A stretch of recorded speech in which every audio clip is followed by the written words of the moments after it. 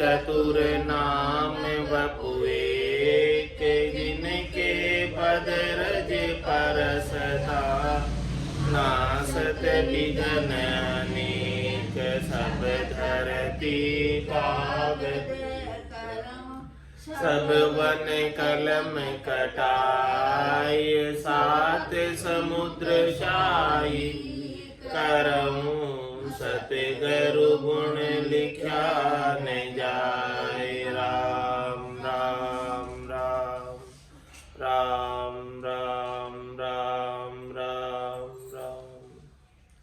आप सभी के अंदर विराजमान परमात्मा के पावन चरणों में प्रणाम। राम राम। आनंद श्री सदगुरु सुखराम जी महाराज की 98वीं वाणी। अजर लोक ग्रंथ चल रहा है। महाराज अजर लोक से चलकर आए हैं और विप्र के घर पर जामा पाया, शरीर पाया है। लेकिन महाराज फरमा रहे विप्र की सब करू नहीं कोई, आप ही तो जान लखे न सोई। ऐसी देखो हमारी विधि, इस प्रकार से मुझे कोई लखे, मेरे ज्ञान को कोई लखे कि मेरे ज्ञान के अंदर त्रिगुणात्मक माया का कोई करनी नहीं है, कोई क्रिया नहीं। गुणातीत ज्ञान है, इंद्रियातीत ज्ञान है। बहुरी क्रिया बहुविध करी है, जहाँ उपजे त्याही फिर खप है। तीन लोक में त्रिगुण माया, ब्रह्म धाम चौथे पद भाया। बहुत समझा रहे महाराज, बहुत समझा रहे हैं। किस प्रकार से समझा रहे हैं? बहुर क्रिया बहुविधि करे। इस संसार के अंदर अनेक प्रकार की करनियां हैं, अनेक प्रकार की क्रियाएं हैं, अनेक प्रकार के हद के व्यवहार हैं, धर्म के आचरण हैं, आचार विचार हैं, 52 अक्षरों के अनेक प्रकार के ज्ञान प्रचलित है। इन सब ज्ञानों को, करनियों को, क्रियाओं को बहुत प्रकार से करते करते जीव मनुष्य कितनी बार उत्पन्न हो गया और कितनी बार समाप्त हो गया। जहां उपजे ताई फिर खप है। जिधर उत्पन्न हो रहा है उधर ही खप जाता है, यानी इस हद में ही उत्पन्न हो रहा है और हद में ही फिर से मृत्यु को प्राप्त हो रहा है। इस हद यानी त्रिलोकी के त्रिगुणात्मक माया के घेरे को छेद नहीं पा रहा है, इसका भेदन नहीं कर पा रहा है, इसको बाहर नहीं निकल पा रहा है। इस त्रिगुणात्मक माया की हद से बाहर नहीं निकल पा रहा है और यहीं का यहीं घूमता रह रहा है, इसी के अंदर, इसी चक्रव्यूह के अंदर फंसा हुआ है और ये चक्रव्यूह भेद नहीं पा रहा है। चक्रव्यूह भेदने की ज्ञान सदगुरु प्रदान करते हैं। तो इस त्रिगुणात्मक माया का चक्रव्यूह को भेदन करके चौथे लोक में पहुंच जाते हैं। 3 लोक में त्रिगुण माया, जब तक 3 लोक में जाओगे तब तक तो ये त्रिगुणात्मक माया 3 लोक में तो रहती है, लेकिन चौथे लोक में माया का लेश मात्र भी नहीं। 3 लोक भवन चतुर्दश एक काल को ग्रासा, सदगुरु मेहर बिना नहीं छूटे जन्म मरण भव त्रास। ये भवसागर की जो त्रास लगी हुई है, बार बार जन्मने की और बार बार मरने की, वो बिना सदगुरु की मेहर के, बिना ये त्रिलोकी के चक्रव्यूह के भेदन के, बिना त्रिगुणात्मक माया के चक्रव्यूह के भेदन के ज्ञान के बिना नहीं मिट सकती। तो बहुरी क्रिया बहुविध है। इस केवल्य ज्ञान के बिना भले कितनी ही क्रिया कर लो, कितनी ही करनी कर लो, लेकिन उपजना और खपना मिटने वाला नहीं। मिटेगा तो केवल और केवल एक सदगुरु के ज्ञान से मिटेगा, इसके बिना नहीं मिटेगा। जब तक त्रिलोकी में रहोगे तब तक तो काल का ग्रास बनना ही पड़ेगा, नहीं चाहते हुए भी। कोई मरना नहीं चाहता, लेकिन मृत्यु तो निश्चित है, आनी। 3 लोक में त्रिगुण माया और ब्रह्म धाम चौथे पद भाया। ब्रह्म का जो धाम है वो चौथा पद है, वो त्रिलोकी से बिल्कुल अलग है। उस चौथे पद को जो प्राप्त कर लेता है, फिर उसे त्रिलोकी में जन्म धर के आने की आवश्यकता नहीं। उसकी इच्छा हो तो आवे, लेकिन वो व्यवस्था नहीं है, मजबूरी नहीं है आने की। ये संत सदगुरु जो है अपनी इच्छा से नित्य अवतार कभी भी अवतरित हो जाते हैं त्रिलोकी में, लेकिन वो बंधन में नहीं है, मुक्त है। वो मुक्त आत्माएं हैं, वो कभी भी आ सकती है, कभी भी जा सकती है। उन्हें आने की व्यवस्था नहीं है, लेकिन वो अपनी इच्छा से अपने जैसे हंसवती आत्माओं का उद्धार करने के लिए, कल्याण करने के लिए इस धराधाम पर नित्य अवतार के रूप में अवतरित होते हैं और ऐसा कैवल्य का ज्ञान बख्शिश करते हैं। त्रिगुण माय लेश नहीं आवे, ब्रह्म धाम के सी विद जावे। पूरब जाए पिछम को जोवे, दोय गेल मेला क्यों होवे। मतलब त्रिगुणों, इस त्रिगुण में रजव सत और तम में वो ब्रह्म का ज्ञान लेश मात्र भी नहीं आता। त्रिगुण मात्र माय लेश नहीं आता, लेश मात्र भी ये तीन लोक की करनी और क्रिया में वो ब्रह्म ज्ञान ब्रह्म की करनी नहीं है, ब्रह्म का ज्ञान करने में है ही नहीं। बे करने का देश है, बे करने की चीज।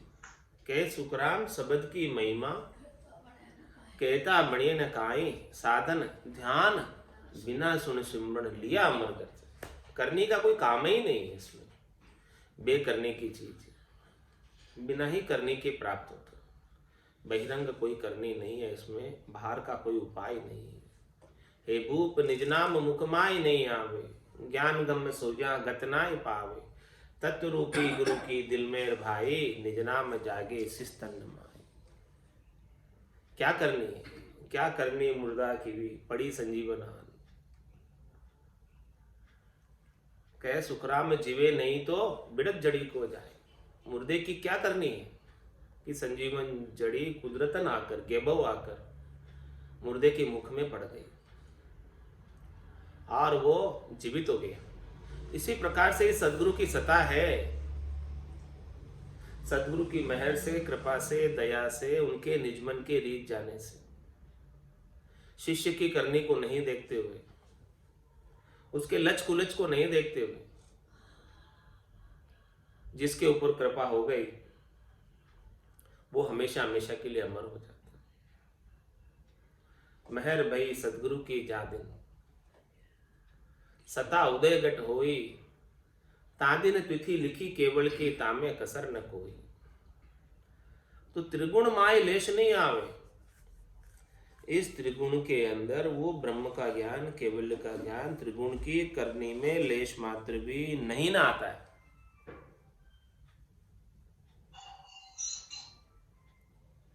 ब्रह्म धाम कैसे भी जावे जब वो करने में है ही नहीं, करने में है ही नहीं, सीखने में है ही नहीं, सिखाने में है ही नहीं, 52 अक्षरों में आता नहीं, राम कागदा ऊपर मंडे नहीं, मुख और जिब्या पे आवे नहीं। इंद्रियों से उसे देखा नहीं जा सकता, आंखों से, कानों से उसे सुना नहीं जा सकता, मुख से उसे उच्चारण करके बताया नहीं जा सकता, और हाथ से उसका स्पर्श करके आकार का आकलन नहीं किया जा सकता। उसका कोई रूप नहीं है, रंग नहीं है, वर्ण नहीं है। रूप वर्ण तड़का को कैसो, कैसा उसका रूप है, वर्ण है, कुछ भी तो नहीं है। तुम्हारा हमारे ये इंद्रियों में आता ही नहीं है, देखने में, सुनने में। देखिए सुनिए गुनिए मन माही, मोह मूल परमारथ नाई। त्रिगुण माय लेश नहीं आवे, ब्रह्म धाम कैसे विद जावे। तो किस प्रकार से जावे ब्रह्म धाम में भाई? ये इंद्रियों में नहीं आता, नहीं देखने में आता, नहीं लिखने में आता, नहीं सुनने में आता, नहीं करने में आता है।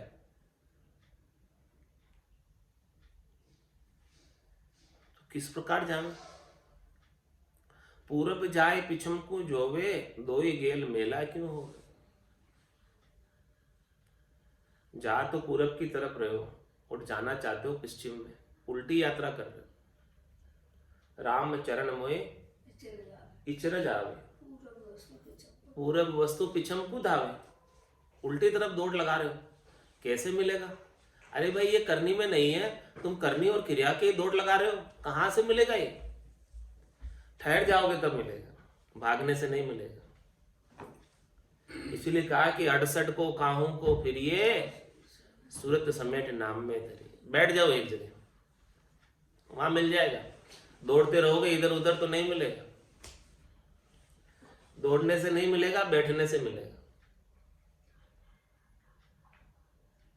सब जगह की दौड़ को बंद करके एक जगह बैठ के सदगुरु के ज्ञान को धारण कर लो। जैसा सदगुरु कह रहे हैं वैसा अनुसरण कर लो, गुरुमुखी हो जाओ। वो ज्ञान का अनुभूति सदगुरु की कृपा से, मेहर से, दया से हो जाएगी, और तुरंत ही हो जाएगी और घट के भीतर ही हो जाएगी।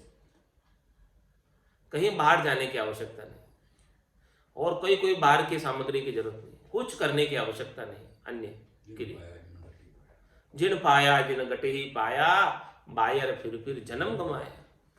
बाहर तो श्वासा रूपी पूंजी को ही खत्म करोगे। तो जिन्हों को भी मिला है वो सदगुरु की दया कृपा मेहर से घट के भीतर ही मिला। तो पूरब जाए पिछम को जोवे, साधना तो पूरब की कर रहा है, जाना चाहता है पश्चिम में, कैसे जाएगा भाई? उल्टी दिशा में दौड़ लगा रहा है। दो ही गेल मेला क्यों? दोनों गेले विपरीत दिशा में, पूरब दिशा और पश्चिम दिशा दोनों विपरीत है एकदम।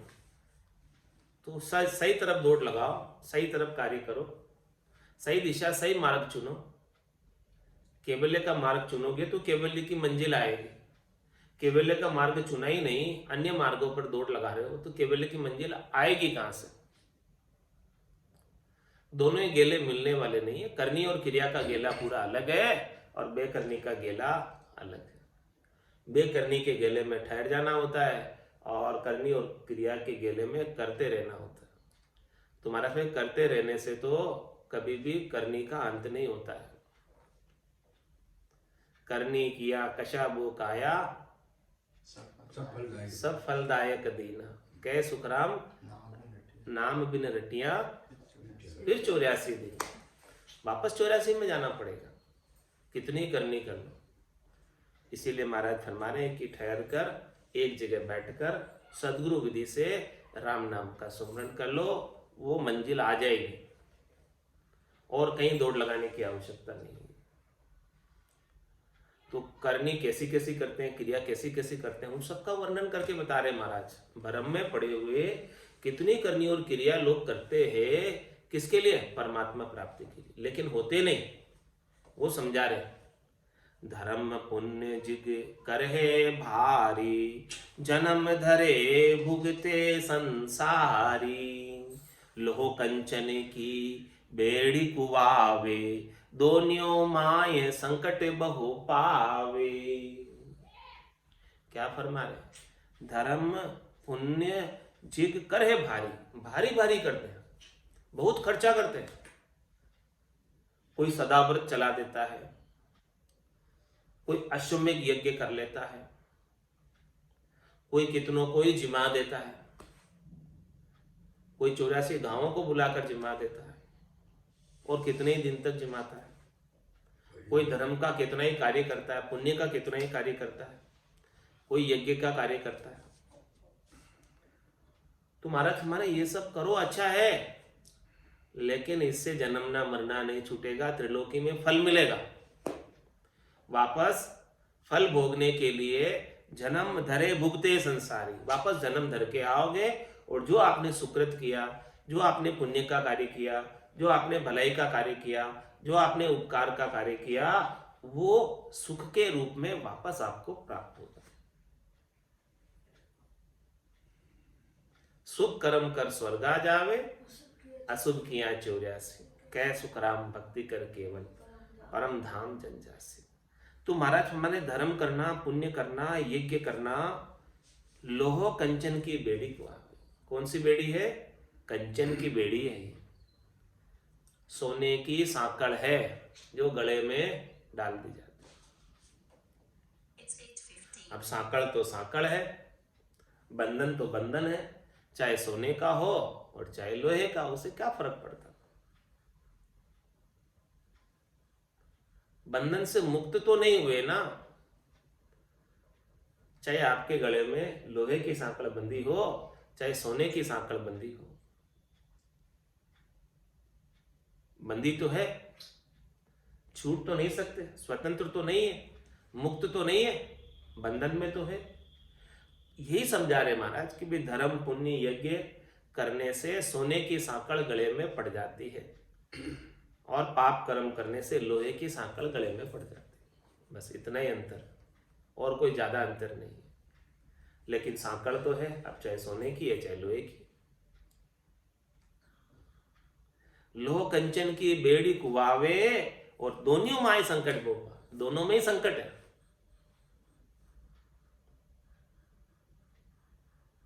क्या संकट है कि ये जो पुण्य किए हैं इनका सुकृत जब तक रहेगा तब तक सुख भोग लेंगे, और जैसे ही इनका सुकृत खुटा सुख भोगने से फिर से 84 में जाना पड़ेगा, फिर से दुख भोगने के लिए जाना पड़ेगा। योनि नहीं छूटेगी, जन्मना मरना नहीं छूटेगा। तो दोनों में ही संकट है। जब तक बेड़ी है तब तक संकट है, बेड़ी है तब तक पराधीन है। तो पराधीन है सपने में सुख ना आएगा। पराधीन जागृत में तो सुख ले ही नहीं सकता, सपने में भी सुख की बात नहीं सोच सकता जब तक बेड़ी पड़ी हुई। बेड़ी यानी जब तक वो धर्मराय के एरिया में है, करनी और क्रिया के एरिया में। तो करनी और क्रिया का फल भोगने के लिए विवश नहीं चाहते हुए भी भोगना ही पड़ेगा। शुभ ही कर्म अशुभ ही कहावे, इन दोनों बिच जगत बंधावे। देता दुख लेवता सोई, भुगत्या बिना न छूटे कोई। क्या फरमाया? शुभ ही कर्म अशुभ ही कहावे। कर्म दो प्रकार के बताए, एक शुभ कर्म है और दूसरे अशुभ कर्म। दो प्रकार के कर्म, इन दोनों बीच जगत बंधा हुआ। पूरा संसार इन दोनों कर्मों के बीच बंधा हुआ है, करनी और क्रिया के बीच बंधा हुआ है। क्यों बंधा हुआ है?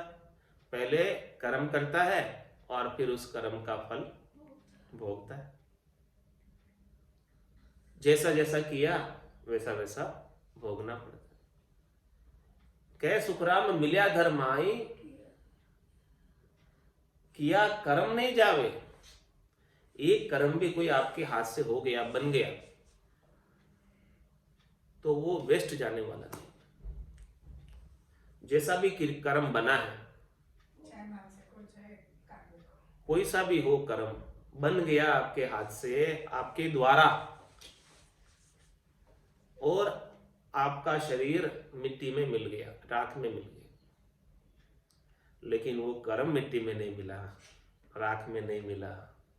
शरीर छूट जाने के बाद भी वो करनी और क्रिया का फल भोगने के लिए दूसरा शरीर मिलेगा, और दूसरे शरीर में वो करनी और क्रिया का जो भी फल है भोगना पड़ेगा। ऐसे कर्मों की गति। तो शुभ ही कर्म अशुभ ही कहावे। कर्म दोनों ही प्रकार के कहलाते हैं, शुभ और अशुभ।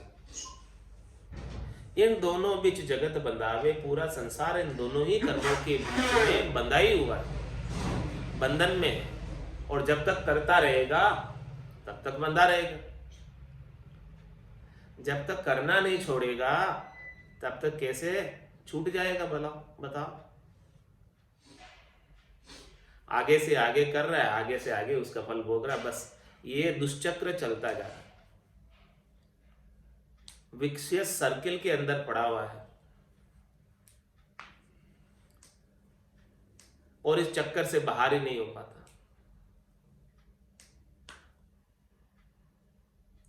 देता दुख लेवता सोई।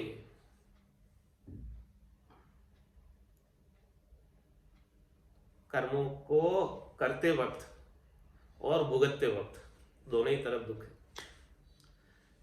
कर्म आप कोई भी सुख प्राप्ति के लिए कर रहे हो तो उसमें भी कष्ट है, बिना कष्ट किए कोई सुख तो नहीं मिलता, और फिर उसको भोगोगे उसमें भी दुख है। देता दुख लेवता सोई, भुगत्या बिना न छूटे कोई, एक कर्म भी बिना भुगते नहीं छूटेगा। आप देख लो कर्मों की गति, सब नोट हो रहा है। हंस हंस किया न छूटे रोया, किया कबाड़ा हाथा, घड़ी घड़ी दम दम का लेखा, चित्रगुप्त का खाता। चित्रगुप्त गुप्त रूप से चित्र बनाता रहता है और अपने को नहीं दिखता, वो चित्र बना रहा आपने। एक एक घड़ी में क्या क्या कर रहे हो वो सीसीटीवी कैमरे में रिकॉर्ड किए जा रहा। और फिर वापस जब उसे भुगताने का बारी आती है तब वो रिप्ले कर देता है सीसीटीवी कैमरे को, पूरी रिकॉर्डिंग दिखा देता है। बोले देखो ये रिकॉर्डिंग तुम्हारी, और तुमने क्या क्या कर रहे थे, तुम देख लो, तुम खुद ही देख लो। अब बोलो तुम बताओ क्या दंड दिया जाए तुमको इसके लिए। जैसा सा किया है वैसा वैसा भरो वापस।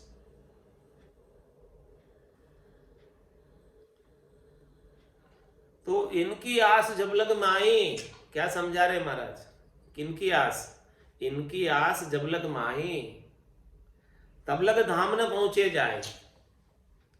किनकी आस कह रहे, शुभ और अशुभ की, जब तक शुभ और अशुभ की इच्छा रहेगी, कर्म करने की इच्छा रहेगी, करनी करने की इच्छा रहेगी, क्रिया करने की कोई भी बहिरंग इच्छा रहेगी, इनकी आस जब लग माई। आस क्यों करते, सुख प्राप्ति के लिए तो करते, कर्मों की करने की आश। तो इनकी आस जब लग माई तब लग धाम न पहुंचे आए, तब लग वो धाम नहीं।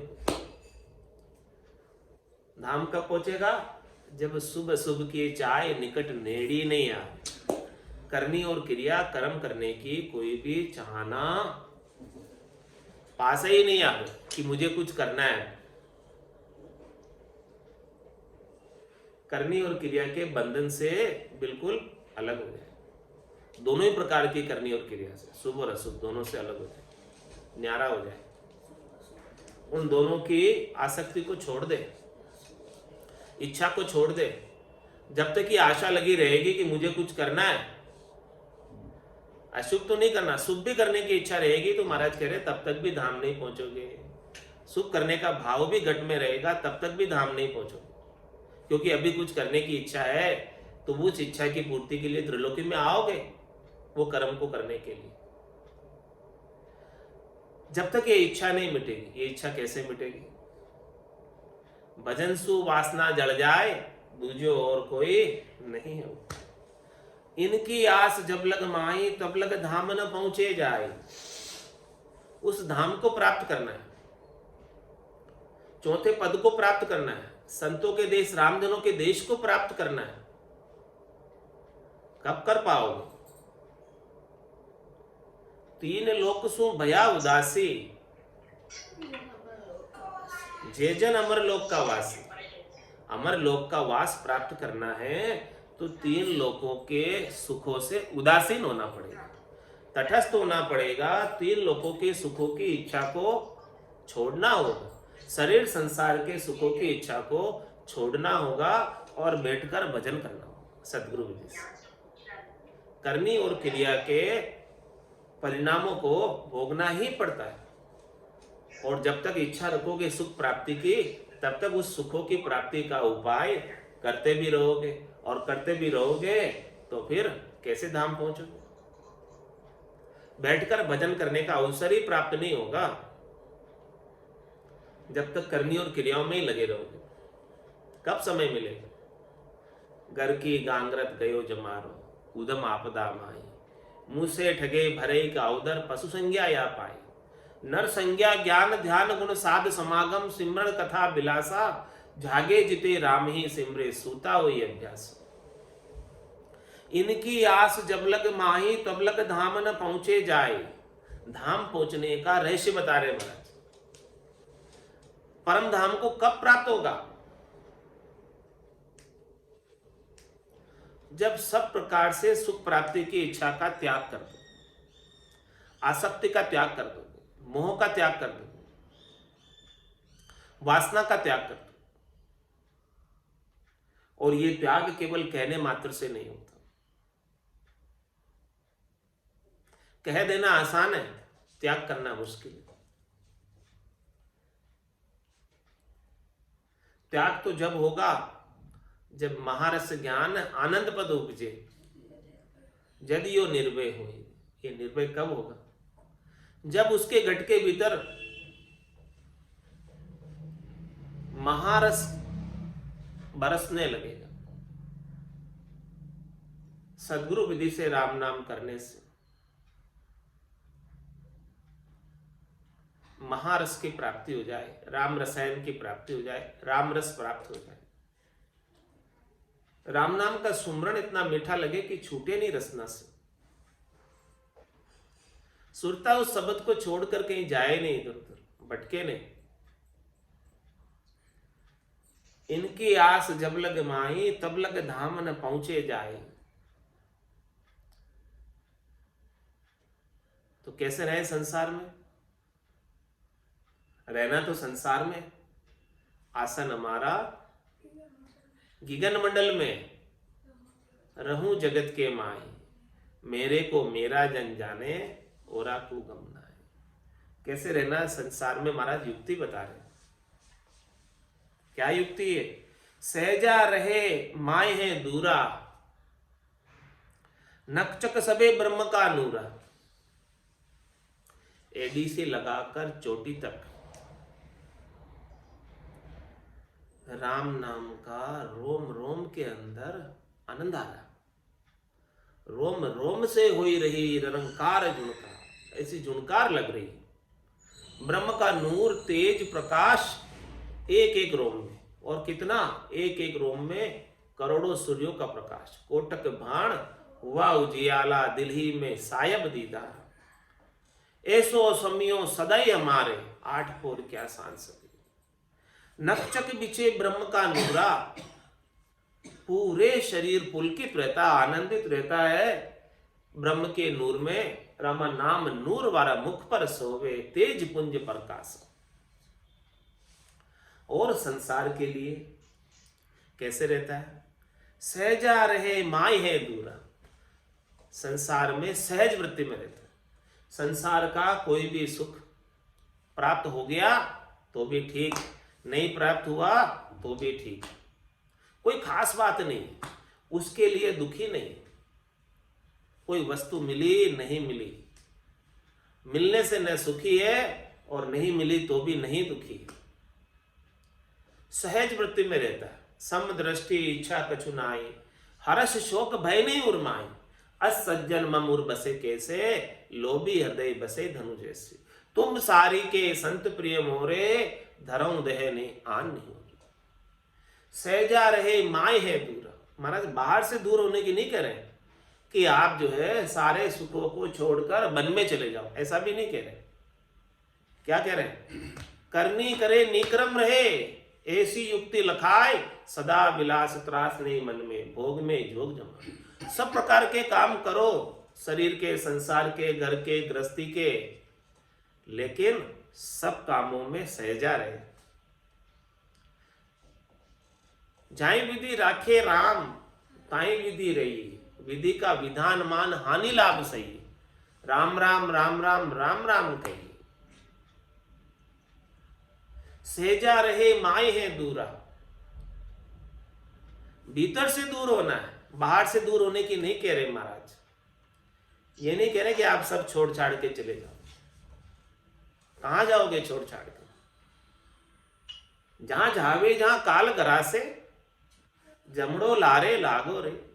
सहज राम भज राम स्नेही, रहे न कोई दागो रे। त्रिलोकी में कहीं भी चले जाओ, सब जगह तो काल है। तो सहजा रहे माई है दूरा, भीतर से दूर होने कह रहे, भीतर से आसक्ति को छोड़ने की कह रहे, भीतर से जो सुख प्राप्ति की हर्षिता है, खुशी है, उसको छोड़ने की कह रहे। सहजा रहे माय है दूरा, ये कब होगा? जब नकचक माय, जब नकचक सबे ब्रह्म का नूरा। जब एड़ी से लगाकर चोटी तक ब्रह्म का आनंद आ रहा हो, राम नाम का आनंद आ रहा हो, निज नाम का आनंद आ रहा हो, सतनाम कुदरत कला नियंचर का आनंद आ रहा हो, तभी दूर रह सकते हैं। इसके बिना तो कोई दूर नहीं रह सकता। इसके बिना तो सुख में सुखी होगा और दुख में दुखी होगा। जैसी जैसी परिस्थिति होगी उसके अनुसार उसके हाव भाव, चाल चलन, व्यवहार, मन की स्थितियां सब बदलती रहेगी। लेकिन जब ब्रह्म का नूर, ब्रह्म का आनंद अखंडित उसके घट के भीतर आनंद प्रदान कर रहा है, तो ये बाहर के अनुकूलता प्रतिकूलता से न तो सुखी होगा न दुखी होगा।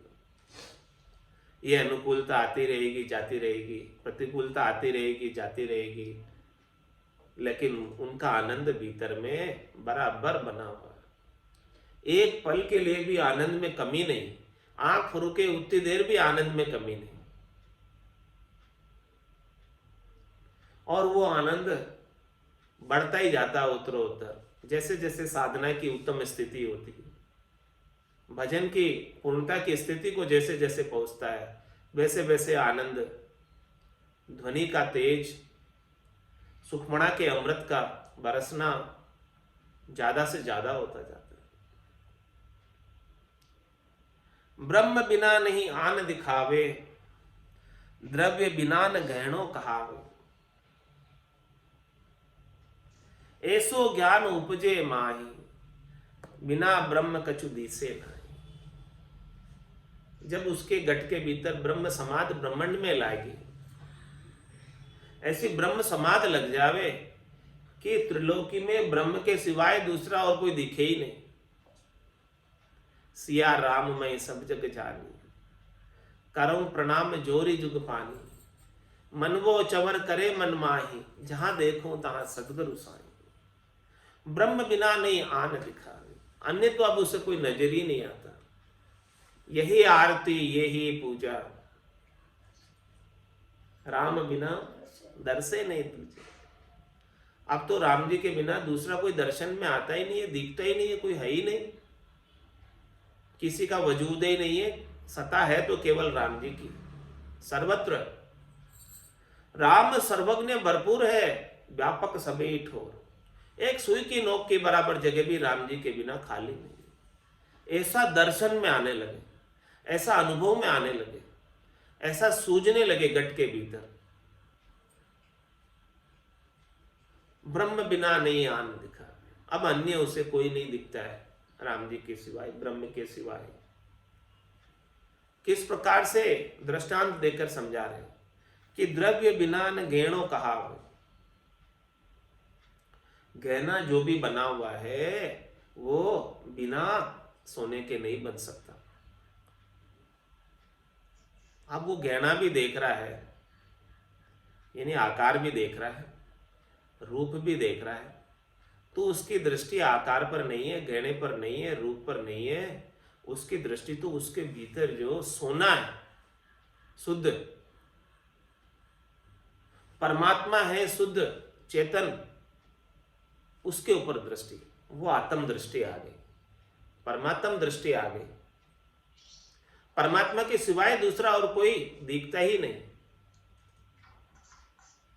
क्या द्रव्य के बिना गहना हो सकता है? क्या सोने के बिना किसी गहने की आप कल्पना भी कर सकते हो? इसी प्रकार से जो दृश्य जगत दिख रहा है, यह भी परमात्मा के बिना संभव नहीं। तो ये पूरा दृश्य जगत जो भी दिखाई दे रहा है वो सब राम रूप ही है, परमात्मा रूप ही है। जिस किसी का भी दर्शन करता है उसके भीतर परमात्मा के ही दर्शन करता है। जड़ चेतन सकल के अंदर परमात्मा को देखता है। केवल चेतन में ही नहीं, जड़ में भी परमात्मा को देखता है।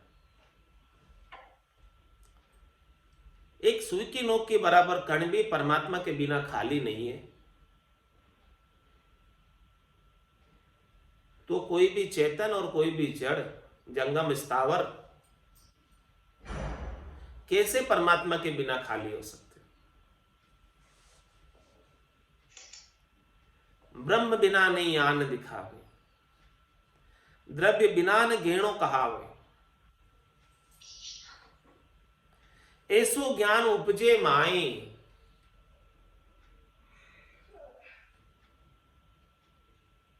ऐसा अनुभव में आने लगे, ऐसा दर्शन में आने लगे।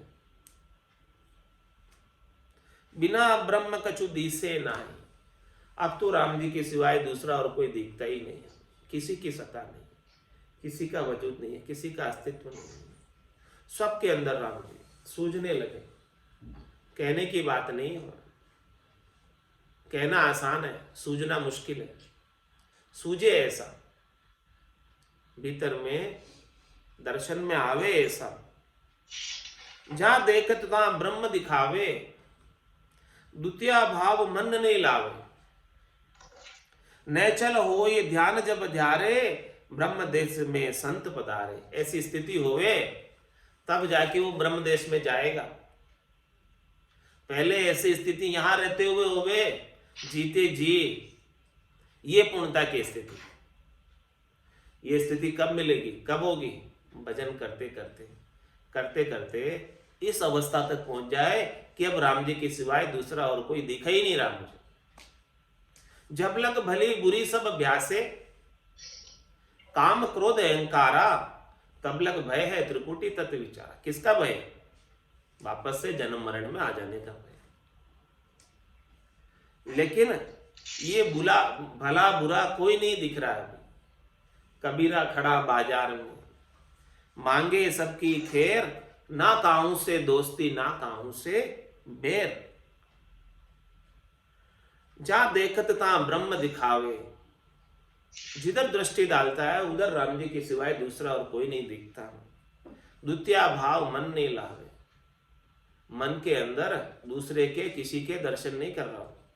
किसी के भी दर्शन कर रहा है तो उनके अंदर राम जी की ही मूर्ति दिख रही है, उनको राम जी का ही रूप दिख रहा है, राम जी का ही नूर दिख रहा है, राम जी की ही चेतनता दिख रही है, राम जी की ही सत्ता नजर आ रही है। दूसरी और कोई चीजें ही नजर नहीं आती उसमें। इस प्रकार से ध्यान इतना नेचुरल हो जाए कि दूसरा कोई सूझे ही नहीं, दूसरा कोई दिखे ही नहीं, दूसरा है ही नहीं। कहां से दिखेगा? ऐसी स्थिति को कोई प्राप्त हो जावे जब पूरा द्वैत खत्म हो जाए, अद्वैत हो जाए, तो महाराज फरमाने ब्रह्म देश में संत पधारे। करोड़ में जो संत कोई गम पावे, ऐसी स्थिति को कौन पहुंच पाता? करोड़ों संतों में से कोई एक आध पहुंचता है। और तब वो ब्रह्म देश में पधारता है, तब वो चौथे लोक में पधारता है, तब वो संतों के देश, रामजनों के देश में जा पाता है। इसके बिना ऐसी स्थिति जीते जी आए बिना नहीं जा सकते। फिर से जन्म धरना पड़ेगा एक दो और, क्योंकि जागियो नाम तंथर हरियो, जब तक केवल पासी, लाखा गुना खून पड़ जावे तो ही निमखा दे तो आसी, जात जात आनंद कर जासी। आगे पीछे सो, आगे पीछे क्यों लगाया? क्योंकि ऐसी स्थिति जब तक नहीं आएगी तब तक नहीं जाएगा। जाएगा तो जरूर, क्योंकि सत्ता जागृत हो गई है, लेकिन कब जाएगा? जब ऐसा आनंद भरपूर आ जाएगा और सबके अंदर ब्रह्म को देखने लगेगा, तभी न जाएगा, इसके बिना नहीं जाएगा। जात जात आनंद कर जासी, आगे पीछे सोई, लेकिन आएगा किसमें? मिनखा दे बिन और धेरे, युवंश धरे नहीं। जिसके ऐसी सत्ता जागृत हो गई सदगुरु की, वो वापस मिनखा दे में आएगा और ऐसी स्थिति को प्राप्त करके, पूर्णता की स्थिति को प्राप्त करके परम धाम में, चौथे लोक में, संतों के देश में, रामजनों के देश में जाएगा। बोलो राम सदगुरु देव जी महाराज ने, परम दयाल सतगुरु सुखराम जी महाराज ने, धन्य हो धन्य हो। आनंद श्री सतगुरु सुखराम जी महाराज की ज्ञान सत्स्वरूप भगवान ने, केवली भगवंता ने, जीवा तारण जहाज ने, मोक्ष के मालिका ने, अनंत कोटि संतान, राम सभा में राम राम, राम राम सा, राम राम सा, राम राम सा।